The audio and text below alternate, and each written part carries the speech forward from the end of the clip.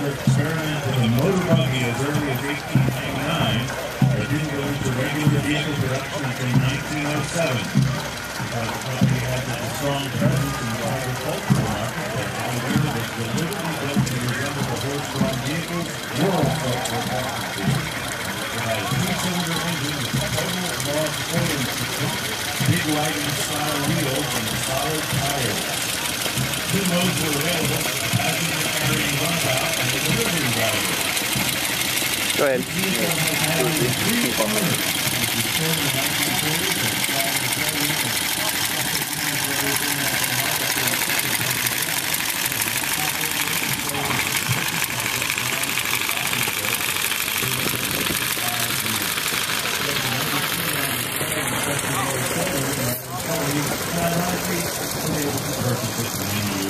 and this model was the first factory-produced pickup truck, by the way.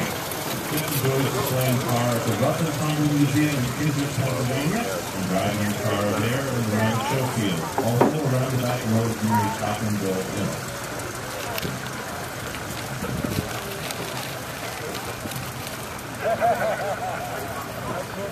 Now we get the Rio.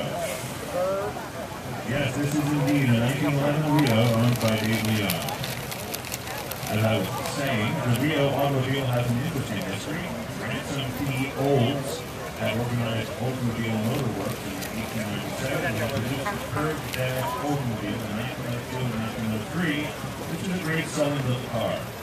By 1904, however, the partners of Oldsmobile forced Mr. Olds to leave the company. Another story.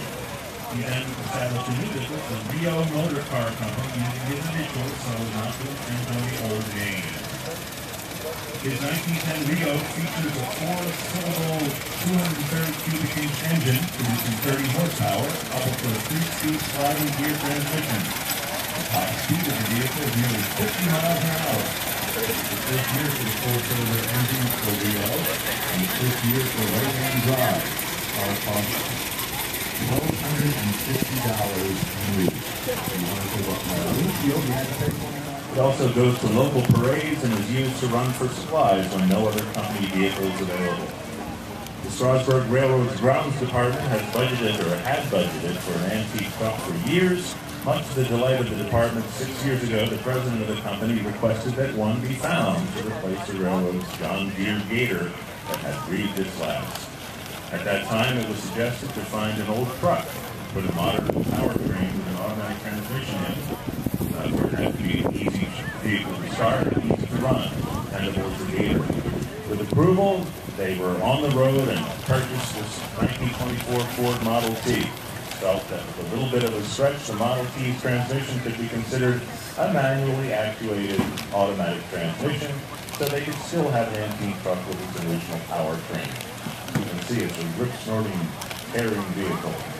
Powers down the road here. Much to their delight, they did indeed get it started, drove it out of the garage. As you can see, they're driving it today. Our Model T currently has over 500 hours on it since the rebuild. That's a lot of ground for a vehicle that can't exceed 40 miles per hour. Pretty cool.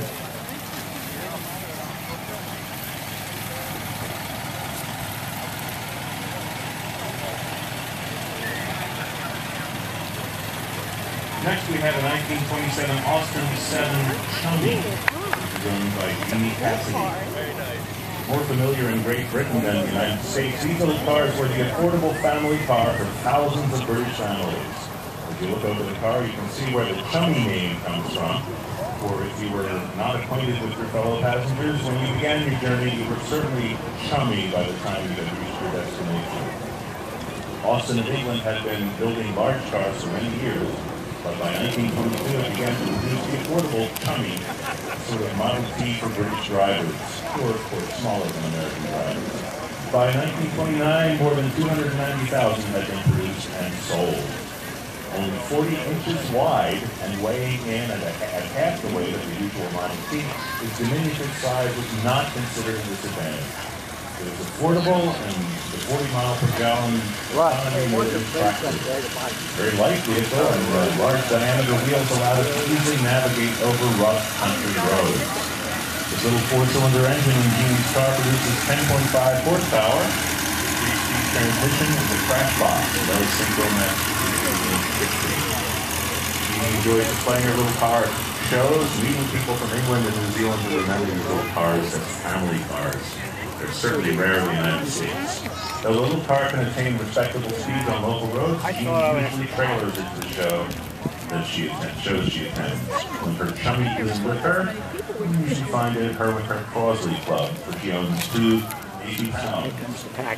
With a 1948 base price of $1,146. Options on this Packard include wide white walls, radio, clock, twin fog lights, grill guards, and that impressive goddess of speed good order, favorite of Packard owners. Delivered to the Philadelphia Packard dealership on North Broad Street on July 30, 1940, this Packard has just over 100,000 miles and is an excellent tour car. I had one like that. Our next car is a 1941 Cadillac owned by my grandfather's car, my father's car, my three-generation car. Standard of the world when this magnificent 7-passenger sedan was built in 1941. Only 2 other American luxury car producers were around by then. Excuse the plane. Packard and into gear or something? Lincoln yeah, had a I trouble with the V12 shift. Continental. It was in the floor shift. Was the first year Packard or anyone it gets else stuck in neutral. offered air conditioning. But Cadillac had something neither of them could offer. That was hydromatic transmission. 1941 was the first year truly automatic transmissions were available, and General Motors offered it in both Cadillac and Oldsmobile as an extra cost option. No longer would the driver have to shift gears, just select D on the quadrant and press on the gas. A hydromatic would shift through 4 gears on its own, especially if the power plant was a 348 cubic inch 150 horsepower V8 that propels this Cadillac. The 7-passenger limousine was one of the most expensive cars to buy in 1941, priced at $3,100. Packard Model 626 4-door sedan owned by Andrew Taylor, which does start, and looks like it runs. By 1929, Packard, Cadillac, and Lincoln were rivals for the position of the premier builder of American luxury cars. The Ask the Man Who Knows Owns One slogan was beginning to appear as part of the Packard print advertising. Packard was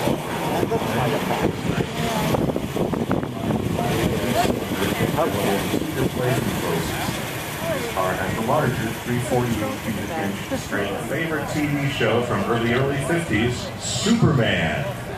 Clark Kent's girlfriend, Lois Lane, drove a Rambler convertible identical to this one. Ah, yes, I remember it well. Rambler was Nash's compact car entry and debuted in 1950. Featured an 82 horsepower, 172 cubic inch 6-cylinder engine and 3-on-the-tree, 3-speed manual transmission. Bott was on this car since 1999. He purchased it at an estate sale in State College, PA, where it had been stored, covered by packing crates and boxes since 1971. It had only 11,363 miles on it when purchased. Though the chrome has been replated, the car repainted, and the top replaced, the interior is entirely original, as are the mechanical components. All right, here comes a 1955 you know, our red Manhattan convertible we sedan had for by Donald that was an Fritz. antique. Yeah. And Probably the the person last who bought attempt to it, break into the they probably American had, car oh, industry, they but fixed it up. Kaiser Maybe was it's going to be sponsored the by car show. millionaire shipbuilder Henry J. Kaiser and Joseph Fraser of Graham Cage. Howard Barron was engaged to design the car, and while Kaiser and Fraser had interestingly styled and unique body designs, they were powered by a serviceable but an uninspired flathead Continental 6-cylinder displacing 226 cubic inches and rated at 100 horsepower. By 1951, the Fraser name was dropped, and Kaiser brought out a new compact car, the Henry J, which was marketed by Sears Roebuck as the Allstate. Also in 1951, the Kaiser itself was given a complete redesign with a low belt line, large window area, low center of gravity, and narrow pillars. An optional automatic transmission was offered. In 1954, horsepower was increased to 140 by the addition of a McCulloch supercharger, one of my favorite superchargers. In 1953, Kaiser merged with Woodward to create American Motors. Both Nash and Hudson names were dropped in 1957 in favor of maintaining the Rambler name and image. Nash pioneered such innovations as thermostatically controlled fresh air heating, seatbelts in automobiles, and unitized construction in the Economy 600 model. Ice cream. The line Nash Ambassador That's your lunch? used the same body as the 600, but with the body on the Well, that's all right. as it You used can be on larger that engine side. and different suspension. As with most manufacturers, Nash used roamed over pre-war styling. Oh, here comes the Scottish. Sit down, so the car-hungry public was not particularly fussy after having endured 4 years of wartime privation. Who made the ice cream? The 12 hours creamery? and Oh, that's ice setting cream. both speed and durability records. By World War I, both Harley Davidson and Indian motorcycles were used by the military with great success.